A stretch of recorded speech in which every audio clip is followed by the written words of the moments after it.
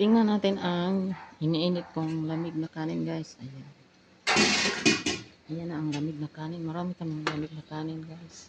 Sinadya ko talaga yan kasi alam niyo ba, guys, yung lamig na kanin, ano siya na bawasan yung sugar nito.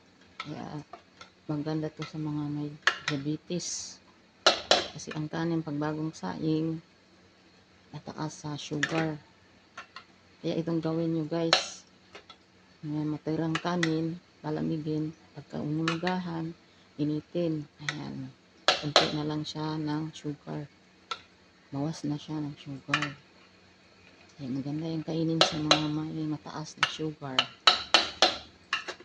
Ayan. Ayan ang tips ko sa inyo, guys. Kaya yan lagi kong ginagawa. Ayan kasi may high blood ako. Tsaka yung sugar ko medyo mataas. So, ayan lang. Thank you for watching. Sana may matutunan kayo sa video na ito. Please subscribe and share. Thank you.